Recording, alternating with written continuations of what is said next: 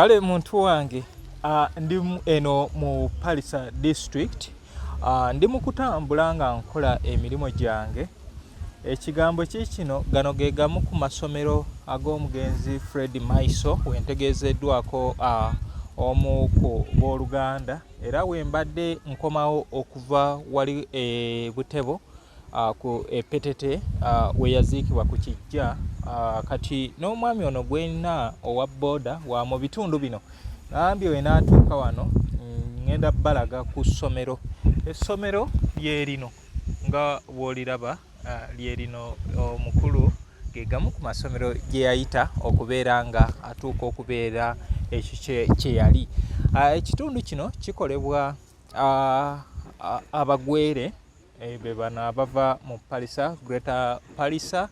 Mulimu abateeso abagisu bali oludda lweri, kati ate ife abasoga tuva luuyi lweno hayinga wembakobyere nti Bugwere yakolebwa abateeso n'abasoga. Kino kyajja nti abateeso baavanga eno ne bagenda e Bulamogi ne bawasaayo abawala, naye abawala nga tebaagala kwogera luteeso, baayagala basigale mu lulimi lwabwe Olulamogi.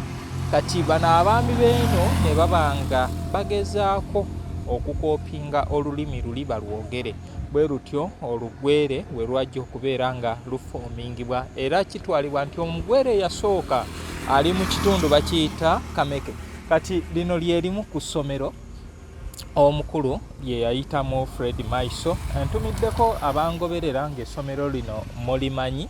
Ekigambo kikino kiyinza okunkaluubiriza okuba nga nsoma ekigambo kino nga bwe bakigira, kubanga mpulidde pronunciation ng'ate ndala nnyo ku pronunciation oba oliawo nze gyeyinza okufulumya. So kye kino nga wookiraba primary school PO Box tebaateekawo Palisa district.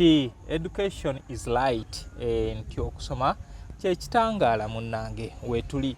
Simanyi cameraman musajja weeno kola guno ogwa booda era balina bo bakipronouncing. Mpozi ongambye ekigambo kino kisoma kitya? Kacyabba. Kacyabali. Kati gwe muganda wange ali eyo yonna gy'oli, ekigambo kino kisoma otya? Lino lye limu ku ssomero omukulu omugenzi Fred Maiso mwe yayita. Naffe nze natandikira Kaliro Demonstration Primary School, liri ku NTC Kaliro gye natandikira primary yange, ne mpita ku Bukono Primary School. Bukono Primary School gye nava ne ngenda kuyivukira Primary School Kaliro High School, gye nava Jinja SS Kyambogo College. Kyambogo College wuuyo ngenze na Mugongo n'amasomero amalala. Gwe wayita amasomero ki? So lino lye limu ku ssomero omukulu omugenzi Fred Maiso nti agamu ge yayitamu okusinzirira ku muganda gwe nsobodde okwogera naye.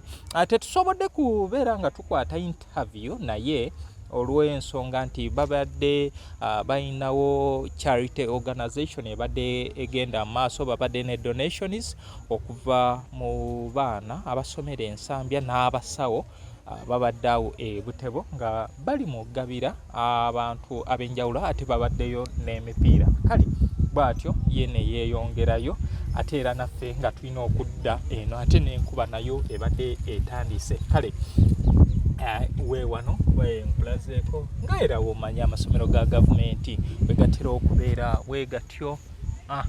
Gwe eriryo lye wasomerako lifaanana litya? Eriryo lye wasomerako baliyita batya? Nkugambye programu eteekebwamu ssente, abantu subsifashions. Naye nga Fred Maiso okusinga yawangaalira Buganda, yawangaalira Makindye osa ne Nansana. Manager Keti akugamba ebimu ku bintu ebyamusobozesa okubeera kyali yali mbeera ya Fred Maiso, kubanga yali anyumirwa nnyo kasigala nti era lumu agenda okutuuka ewa Fred Maiso, omuntu gwe yali awulira nga amwegomba, n'agenda okulaba nga n'agamba nze sijja kudda mu kuyimba, n'atandika okubeera nga akola emirimu gye egy'enjawulo. Programu eno giweerezaako buli muntu angoberera muto wange mukulu wange Makombi Ramazani awe Dubai oli otya munnange webale kwerekerezanga budde nobanga ogoberera emirimu gino gyenkola mukyala n'amatovu Fatuma owa New Subs Fashions njikuweereza mwami Mubiru Charles Kikaya College School. Mwami Mubiru Charles gwe wasomera ku ssomero ki kati liri n'essomero omu kwe yasomera kati omuntu wange wobanga nawe wayita ku ssomero nga lino nsaba nawe teeka mu comment section nkonaako wakiri at least tubeere nga tusobola okubeera nga tunyumyamu naye nga bwentyo kati neeyongeddeyo palisa eno abazaiza bange gye bazwa bajjajja bava eno palisa era bwentyo ndi mukuvaayo ate nzire Busoga nkole emirimu DJ Kisule awe London munango oli otya webale kubeera ngo okuba abantu omuziki ogwe Uganda akuba bajumbute kosana na Uganda abali awo mu London webale kubeera nga werekereza n'obakuba omuziki kati yekolera wasomera ku ssomero ki embozi tebankadde wasomera ku ssomero ki ne abantu abalala mukyala wange namba ya Harriet awe Birmingham oli otya munnange wasomera ku ssomero ki ndina mukyala Jalia zawedde nanfuka kale wetyo nze onako olwaleero wendabise mubeere bulungi mweraba. Amaz Closet ffe tukyasinza okutuusako ebyambalo eby'omulembe okuva China omulizi tops skirt office pants legging n'ebirala bingi tusangibwa ku Ham Shopping Grounds Block D mu room 252 ne 099 okumpi n'ekizimbe ekya Jesco Beauty Center opposite to Tower Business. Olaba Block D wetandikira kati yambuka amadaala edduuka ly'osookerako ku kkono lyerya Amaz Closet. Tutunda ekimu n'okusuubuza tukubire ku 0701 93 83 16 oba 0762 89 82 01. Amaz Closet, where fashion meets you.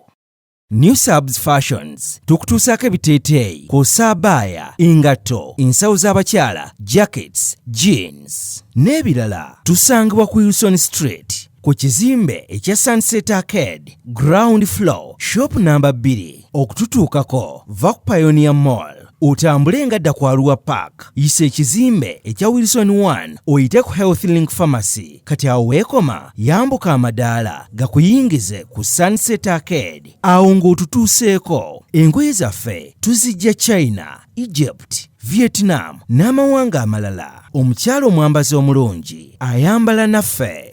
Yino Kikaya College School essomero eryegulidde erinnya mu kusomesa abaana ate ne bayita ssomero lya ddene boarding mix y'abawala n'abalenzi senior 1 paka senior 6 balina library science kone computer labs byonna bijjudde balina arts ne science subjects co-curricular activities kone section y'ebyemikono omuli okusiba enviiri okukanika n'ebirala ebigwa mu kkowe eryo omwana n'ava ku ssomero lino ng'ali self contained kyewuunyisa ensimbi zaabwe zeze zijja mu nsawo ya buli muzadde basange Kikaya Bulenga Mitiana Road okumanya ebisingawo noti 757 mukaganya emwemu 57. Be Easy Hotel and Bar tusangibwa Nsago ku lw'Ennakawuka ku lw'empeereza ennungi tukola essaawa 24. Tulina ebifo ebisulwamu nga biyonjo ebiddaabirizibwa buli kadde ebyemizannyo ng'okulaga omupiira okuzannya pool n'ebirala ebbaala ejjudde obulungi emmere ekutuukako mangu paakingi nnungi ate nga security eri gguluggulo okubuukinga n'okumanya ebisingawo kuba ku 0790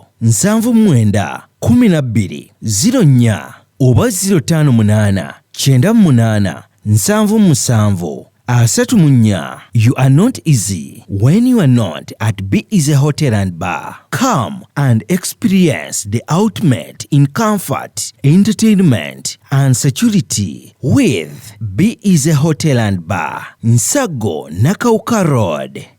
Plan B Records ye studio yokka ekuwa ekiri ku mulembe. Oyagala ku recordinga luyimba ku Plan B Records tulikodinga nyimba ez'ekika kyonna nga raga, reggae, kadongo kamu, afrobeat, band music n'ebika bya music byonna eby'enjawulo era tukozesa ba producer abalina obukugu. Kati gwalina essomero kwaya naawe omuyimbise kinoomu jangu tukolere oluyimba oluli ku mutindo ku miwendo egy'okuteesa. Plan